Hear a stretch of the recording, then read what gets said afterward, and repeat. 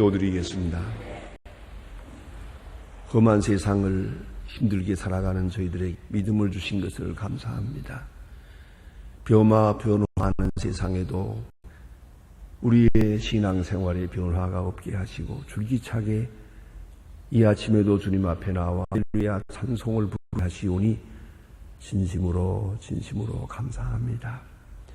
약한 자를 강하게 하시고 넘어진 자를 일으켜 주시기도 하며 게으른 자를 직질하여 부지런하게도 하시고 오늘도 주님 앞에 나와 찬송할 수 있는 하나님의 사람으로 불러주시고 세워주시고 이 거룩한 역사를 계속 가능케 해주신 것을 감사합니다. 하나님 아버지, 우리의 생이 얼마인지 알 수 없지만은 새벽 1시간은 반드시 기도한 그런 사람들이 되게 하시고 혹시 이 자리에 없더라도 혹 부득이하여 집에 있더라도 이 새벽 5시 반은 일어나서 성전을 향하여 기도할 수 있게 하시고 혹 여행 중에 있는 사람이라도 반드시 새벽은 하나님 앞에 기도하는 그런 사람들로 살아가게 하여 주시옵소서. 기도하며 응답을 듣고 기도하며 지혜를 얻고 기도하며 용기를 얻는 주의 사람으로 살게 하옵소서.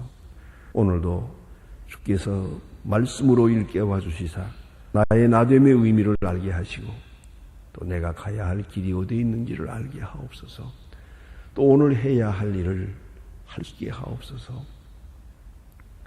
주께서 사랑하시라 한 자를 사랑할 수 있게 하시고 주께서 소하신 자를 내가 정죄하는 일이 없게 하시고 주님이 하시는 위대한 역사에 내가 적은 편견으로 거기에 비판을 거는 저희들이 되지 않게 하옵소서. 위대한 역사에 늘 감격하며 그리고 깜짝 놀라며 그리고 오늘도 간증이 있는 귀한 생을 살게 하옵소서. 때를 얻든지 못 얻든지 말씀하게 하옵소서. 설사 입을 열어 전하지 않더라도 우리 얼굴빛을 보고 주님이 우리와 함께 하시는 것을 알며 또한 빛과 소금의 직분을 충실히 감당하며 사는 그런 현실적인 생활이 되게 하여 주시옵소서. 나와 만나는 사람들이 나를 통해 너를 얻고 내가 만나는 사람들이 소망과 일을 얻는 것을 보고 하나님 앞에 감사하며 그렇게 하루하루를 맞게 해 주시옵소서. 자비하시며 우리의 생각과 뜻을 주장하시고 우리의 느낌과 우리의 감성 주님 주장하셔서 주님의 기뻐하시는 바와 같게 하여 주시옵소서. 특별히 기도가 없는 것은 오늘도 주님의 크신 능력을 도와서 교회된 사명을 다하게 하시고 하나된 교회, 봉사하는 교회, 신실한 교회 그리고 하나님 앞에서 성실하게 섬기는 교회가 되게 하옵소서. 교회에 찾아드는 모든 심령들 하나하나가 성숙하게 성장하게 하시고 말산에 온전한 주의 사람들로 그렇게 양육되어지게 하여 주시옵소서. 하나님 아버지, 이 나라를 주께 지켜주시옵소서. 지금 몹시도 어려운 가운데 근본적으로 흔들리고 있습니다. 언젠들 사람의 뜻대로 되었습니까마는 주님께서 강하게 역사해 주셔서 대통령으로부터 구원, 국회의원 모든 지도자들이 주의 손에 붙들리어 행하게 하시고 자기들의 뜻을 다 포기하고 하나님 앞에 순종하는 귀한 역사가 있어지게 하옵소서. 대통령이 이 새벽 하나님 앞 성경을 펴놓고 하나님 앞에 기도하는 그런 사람이 되게 하여 주시옵소서. 주 영원하옵는 것은 이 나라 경제, 교육, 문화 모든 것이 갈피를 잡지 못하고 있습니다. 이 혼돈이 밝은 미래를 상출하게 하옵소서. 이제는 더 이상 법과 붉은 띠를 두르고 호의를 이루어야 하는 이러한 일들이 다시 있어지지 않게 하옵소서. 참 평화가 인에 깃들게 하시고 그리하여 적은 이득을 위하여 많은 손해를 보는 우를 범하지 않게 하옵소서. 하나님 아버지, 저 북녘 땅에도 속히 자유를 주시고 시한 폭탄 같은 북한 땅을 속히 그 고통에서 건져 주시옵소서. 이 매듭을 풀어보려고 하고 있습니다마는 누구도 바른 해법을 잡지 못하고 있습니다. 하나님이여, 주께서 친히 역사하사 저 북녘 땅을 그 잘못된 이데올로기로부터 구원하여 주시옵소서. 참으로 사랑, 미움을 이길 수 있게 하시고 우리의 마음이 열리면서 주께서 허락해 주시는 은혜의 날을 맞게 해 주시옵소서. 고아들을 주님의 말씀으로 잘 양육하고 넉넉히 먹이게 하시고 특별히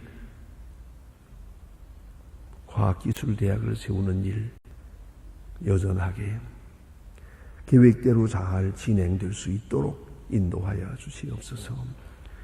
필요한 모든 것을 넉넉히 공급할 수 있게 모든 은사를 더해 주시옵소서. 할아버지, 그리하여 복음의 전초기지가 되고 주님 역사하시는 크고 위대한 역사의 기초가 되게 하옵소서. 하나님 아버지, 지하에서 울부짖는 성도들의 뼈아픈 기도를 들어주시옵소서. 오늘도 해외에 여행 중에 있든지 군문에 나가 있는 젊은이들, 공부하는 자녀들과 유학생들 하나 다 눈동자와 같이 지켜보고 하시며 그 현장에서 주의 사랑을 확증 감사하며 살게 하옵소서. 특별히 병중에 있는 분들이 많다. 하나하나 방문하시고 큰 위로를 베푸시기를 바라며 슬픔을 당한 가정이 있사오니 주여 특별한 위로를 베푸시옵소서. 이 하루의 생활을 주께 맡깁니다. 주만이 영광을 받으시며 주의 선하신 뜻을 이루시옵소서. 좋은 소식을 듣고 또 좋은 소식을 전하는 날이 되게 하옵소서. 예수님의 이름으로 기도하옵나이다. 아멘. 하나님의 말씀은 계속해서 사도행전 5장 이어지겠습니다. 행전 5장입니다. 오늘 17절로 32절까지 있습니다. 조금 본문이 길어집니다. 사도행전 5장 17절로 32절까지 찾으신 대로 저와 같이 한 소리로 봉독하시겠습니다.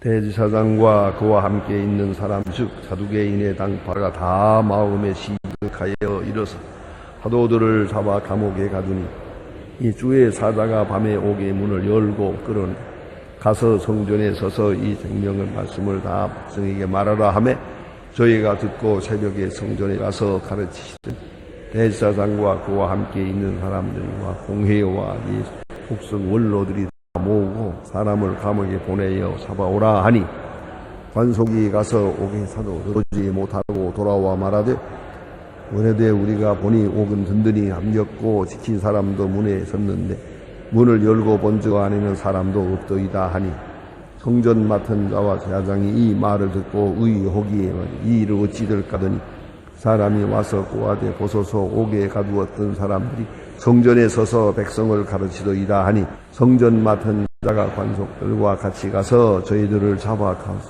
강제로 못감은 백성들을 돌로 차 두려워하며 저희를 끌어다가 공회 앞에 세우니 대제사장이 물어 가라 너희가 이 이름으로 사람을 가르치지 말라고 궁금하였으되 너희가 이를 도를 너희들 정확하게 하니 이 사람의 피를 우리에게 돌리고자 함이로다.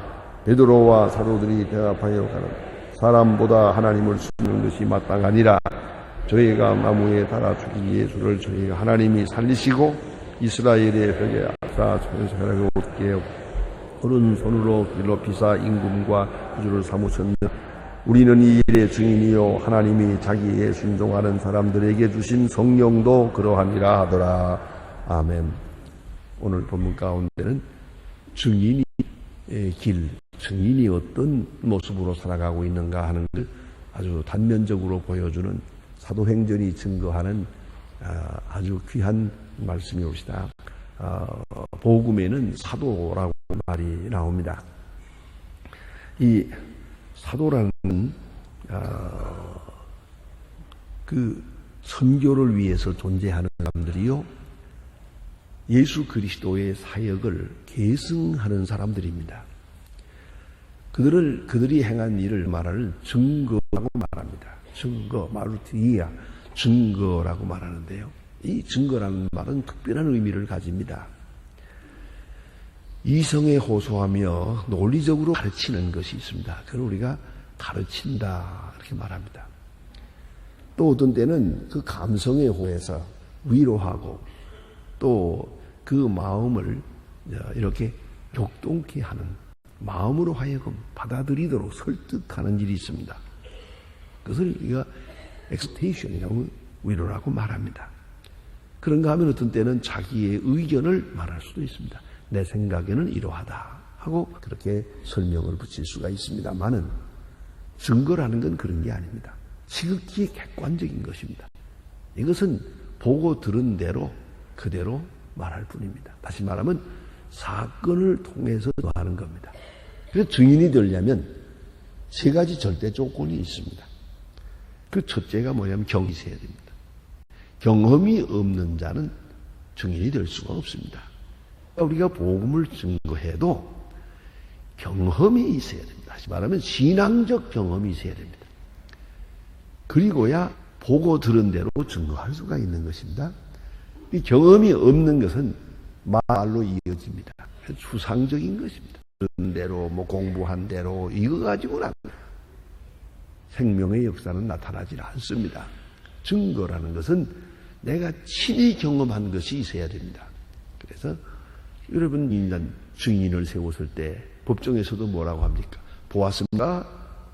보았습니다. 있었습니까? 있었습니다. 들었습니까? 들었습니다.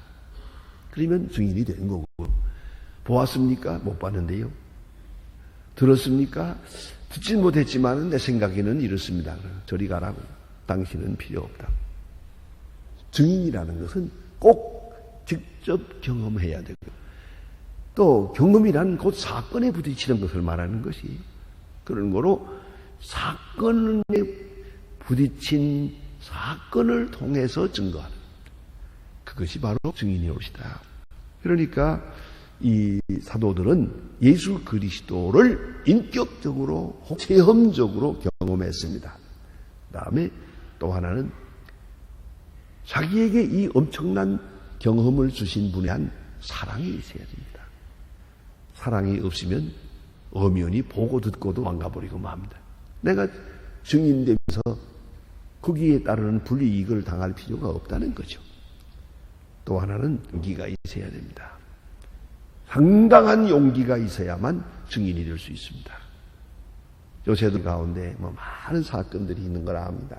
많은 피해도 보고 불의자들이 어려움을 당하고 그런 것 같습니다만은 이분들이 다 용기가 없어요. 그 다음에 그 복잡해지는 게 싫으니까 엄청난 손해를 보고도 입 다물어 버리고 말아요. 바로 이런 일로 인해서 다시 말하면 발정신이 약해요. 그렇기 때문에 그 사건이 점점 더 커지는 것을 볼 수가 있습니다. 아니면 증인. 이 증인이 이렇게 확실하게 증거하고 있을 때, 이 증인에 오늘 본문에 보는 바와 같이 중요한 사건이 뒤따릅니다. 이적이 따릅니다. 그를 증거케 하시는 분이 그와 함께 하기 때문입니다. 그래서 이적이 따릅니다. 핍박은 있으나 이적이 따릅니다. 이적이 따르기 때문에 저들은 핍박을 능히 이길 수가 있습니다. 어떤 핍박이라도 당당하게 과감하게 이길 수 있단 말입니다. 왜요? 이적을 통해서 주님이 우리와 함께 한다는 것을 확기 때문입니다. 확증해 주시기 때문입니다. 그런 거로 이적을 경험한 사람은 핍박을 쉽게 이길 수가 있는 것이죠. 또 하나는 확실한 증거를 가지고 말하니까 여기엔 꼭 반대자가 생깁니다. 왜냐하면 따라올 수밖에 없는데 따라오지 않으려는 사람들, 설득당하지 않으려는 사람들은 꼭 반대하는 사람이 생깁니다. 확실한 일에 반드시 뒤에 반대자가 있었다. 또 하나요. 오늘 본문에 말한 바와 같이 사람에게 절하는 것 같아도 사실은 하나님께 순종하는 것이요. 오늘 사도 바울은 사도들이 말합니다. 사람보다 하나님을 순종하는 것이 마땅하니라. 하나님을 순종한다. 이게 중요한 말이에요. 그런 거로 사람의 눈치를 보지 않는다. 그런 거로 이 일로 인해서 오는 불이익도 상관이 없다. 뭐 죽든 살든 문제가 안 된다. 하나님께 순종하는 것이다. 그것이 증거하는 사람들의 모습입니다. 또 하나님께 순종하면서 이 문제가 생겨요. 같이 하나님께 순종하는 사람에게는 동의를 얻지만은 하나님을 순종하지 않는 사람에게는 핍박을 받게 되어 있습니다. 그래서 의를 중고하니까 불의가 노출되죠. 자, 보세요. 참말을 하게 되면 거짓말한 것들이 다 드러나요. 선을 행하게 되면 아시는 대로 반드시 노출되게 되어 있어요. 하나님께 순종하는 사람이 나타날 때 사람 중심으로 사는 사람들의 그 인간적인 행위가 다 노출된 말이에요. 오늘 베드로와 요한이 하나님 앞에서 하나님께 순종하고 있다. 하나님께 순종하지 못하는 바로 이 지상과 사두개와 바리새교인들과 이런 사람들의 거짓이, 그 위선이 그대로 다 노출되잖아요. 그러기 때문에 저들이 회개해야겠지만 회개하지 못할 때 결국은 핍박할 수밖에 없어요. 특별히 오늘 본문에 보는 바와 같이 시기가 가득하여, 이 시기 질투라는 게 참 무서운 겁니다. 예. 근데 우리가 더 무서운 것은 시기나 질투는 심리학적인 것이라서 아주 미미하게 마음속에 자리 잡는 것이라서 사람들이 죄가 아니고 생각하는 데 문제가 있어요. 이것까지는 죄라고 생각을 안 해요.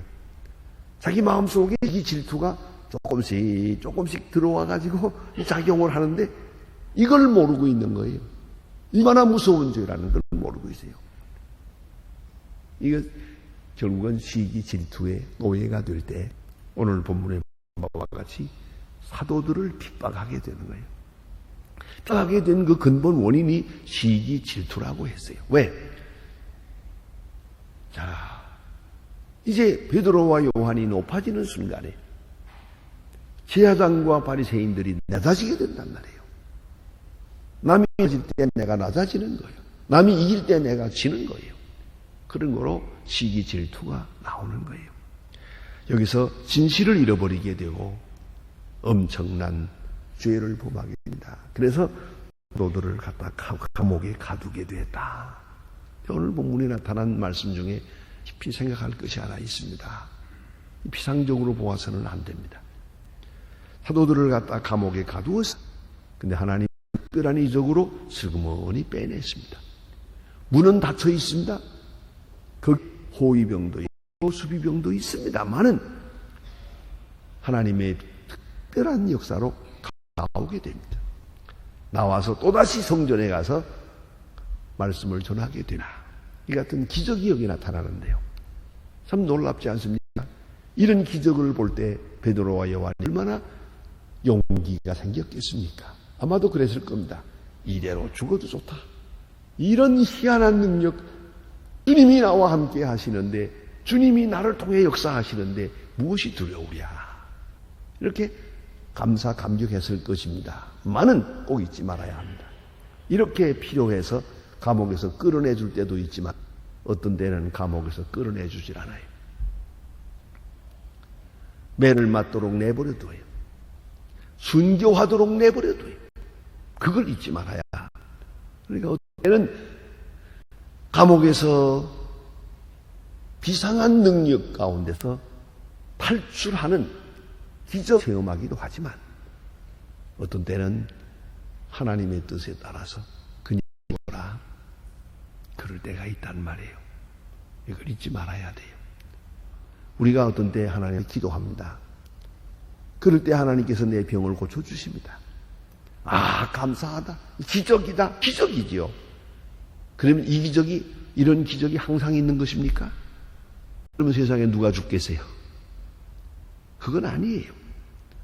어떤 때는 하나님이 필요해서 내 기도를 들어주시고 병을 낫게 하기도 하지만 어떤 때는 아니요. 이번 기회엔 그냥 육체를 벗고 내게로 와라. 그런 말씀. 그런 때가 온 걸 잊지 말아야 돼요. 그러나 오늘 내가 체험한 것은 좋아요. 그래서 이걸 보는 분들 진실한 이적을 경험하는 거래요. 오늘 내가 병이 났어요. 근데 그럴 때마다 병 났다고 간증하고 막 그러고 다닐 때 보면 전 좀 조심스러워요. 저러다가 재발하면 어떡해? 저렇게 큰 소리 빵빵 치고 간증을 하고 저러다가 이제 저거 재면 어떡하나 하는 걱정이 있어요. 그러나 여러분, 그건 인간적인 겁니다. 오늘 내가 걸 체험하고 내일 재발해서 죽어도 상관없습니다. 그것이 그리스도인이에요. 그게 바로 바른 신앙이에요. 하나님의 은혜에 따라서 능력 가운데서 나를 살려주시기도 하지만 능력 가운데서 나를 불러가게 하시는 거예요. 그러한 믿음을 가져야 되는 것이. 오늘 이 본문에 베드로와 요한, 이 사도들이 감옥에 갇혔어요. 하나님의 능력으로 끌어냈어요. 그러면 항상 끌어내느냐? 아니요. 로마까지 가서 로마에서는 베드로가 십자가에 못 박혀 죽었어요. 이걸 잊지 말아야 합니다. 이적과 나 자신의 관계를 우리가 분명히 해야 합니다. 그 다음에 본문에 보면 이런 이적으로 말미암아 용기를 얻었어요. 그래서 성전에서 전합니다. 생명 말씀을 또 전합니다. 과감하게 전합니다. 성전으로 바로 달려가서 복음을 전했다. 이럴 때에 또다시 핍박자들이 지금 곤욕을 치르게 됩니다. 중요한 것은 이렇게 복음을 전할 때 이 사실이 제사장 바리새교인 이 사두개인들에게는 정면적인 고발 행위, 도전 행위가 됐다는 거예요. 그래 오늘 성경 가운데 그런 말씀이 있잖아요. 28절을 자세히 여기 충분히 나타나 있습니다. 예루살렘이 가로되 우리가 이 이름으로 사람을 가르치지 말라고 엄금하였으되 너희가 너희 교를 예루살렘에 가득하게 하니 이 사람의 피를 우리에게 돌리고자 함이로다. 이 사람이 누굽니까? 예수예요.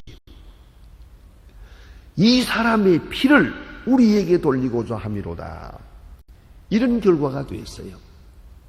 사도 바울이, 사도 베드로와 요한이 이렇게 남을 전하는 거 아니에요. 누구를 정죄하려는 마음은 없어요. 다만 예수의 부활을 전할 뿐이죠. 그러나 그 파급 결과는 그래요. 이 사람들, 예수를 십자가에 못 박은 사람들을 정죄하는 결과가 됐어요. 이런 일이 많아요. 이런 사건이 우리에겐 많습니다. 나의 정직함이 남의 부정직함을 고발하는 결과가 돼요. 이건 잊지 말아야 됩니다. 여러분 사업하시는 분들은 어떤 분들을 보면 아주 이렇게 어려운 세상이지만도 정직하게 물건을 만들고 정직하게 팔고 그래요. 그리고도 돈을 잘 벌고 잘 살아요. 그러면은 그 옆에 있는 사람 정직하면 못 살아. 적당하게 타협하고 살아야지. 이렇게 말하는 사람들을 다 정죄하고 있는 거예요. 말없이 정죄하는 것이요. 의는 불의를 정죄하는 것이에요. 이걸 잊지 말아야 합니다. 오늘 사도 베드로와 요한은 예수 부활, 사실대로 예수 부활만 외쳐요. 그러나 결국은 제사장과 그 무리들을 정죄하는 것이에요. 오늘 본문대로 예수의 피를 우리에게 돌리고자 함이로다. 억울하게 죽은, 죄 없이 죽은 자의 피를 우리에게 돌리고자 함이로다. 사실이 그렇죠. 그러나 그 의도는 아니에요. 결과가 그렇단 말이에요. 결과적으로 그렇게 된단 말이에요. 그런 거로 저들은 이제 베드로와 요한을 핍박할 수밖에 없는 거예요. 네, 여기에 대한 베드로의 대답은 그렇습니다. 사람보다 하나님을 순종하는 건 마땅하지라. 참 미안하죠. 하지만 어찌하겠어요. 하나님 순종하는데 하나님께 순종하다 보니까 이런 결과도 왔다. 내가 당신들 미워하는 것도 아니고 정죄하는 것도 아니요. 그러나 나는 하나님께 순종할 뿐이요. 당신들에게 순종하고 당신들에게 눈 보고 당신들의 마음 상할까 봐 내가 해야 할 말을 못해서는 안 되지 않느냐. 안 그렇습니까? 이들에게 피를 돌리지 않는다고 해서 안 돌아갈 것도 아니고 안 돌아가기 위해서 내가 복음 전하는 일을 중단할 수는 없는 것이에요. 이것이 베드로의 얘기입니다. 그런 거로 나는 하나님께 순종합니다. 그것이 마땅하지 않느냐. 그렇습니다. 하나님께 순종하는 사람, 때로 많은 사람에게 시기 질투로 인해 핍박을 받아요. 문제올시다. 그런 거로 여러분 깊이 생각해야 합니다. 내 마음 가운데 혹시라도 조그마한 질투라도 있는가 한번 생각 좀 해보세요. 시기 질투를 완전히 빼버리고 살면 50%는 더 산답니다. 그런 줄 아세요? 아주 50%는 더 산다는 이게 얼마나 중요한 얘기입니까? 언제나 우리 마음 가운데 이런 사람 눈치 보는 생각 다 지워버리고 하나님께 순종하고 하나님 앞에 직하고 그리고 사람들에게 내가 하는 일로 인해서 피해가 가는 일도 있겠죠. 그러나 이런 때는 하나님께 순종하는 것이 최우선입니다. 이 사람에게도 좋고 저 사람에게도 좋게 그렇게는 못합니다. 제사장에게도 좋고 가야바에게도 좋고 하나님께도 좋고 그렇지 못해요. 그렇다입니다. 그래서 오늘 베드로는 말합니다. 하나님께 순종하는 것이 마땅하지 않느냐. 그리고 저들은 이렇게 증거할 때 더욱 중요한 겁니다. 그것은 그리스도께서 그에게 힘을 더합니다.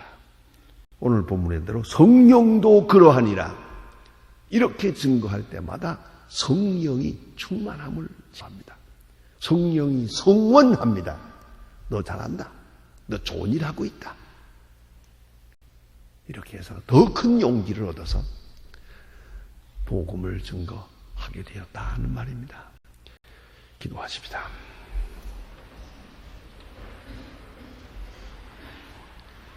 하늘에 계신 우리 아버지시여, 이름이 거룩히 여김을 받으시오며 나라의 마옵시며 하늘에서 이룬 것 같이 땅에서도 이루어지이다. 오늘날 우리에게 일용할 양식을 주옵시고 우리가 우리에게 죄자를 사해 준 것 같이 우리 죄를 사해 주옵시고 우리를 시험에 들게 하지 마. 다만 악에서 구하옵소서. 너와 권세와 영광이 아버지께 영원히 있사옵나이다. 아멘.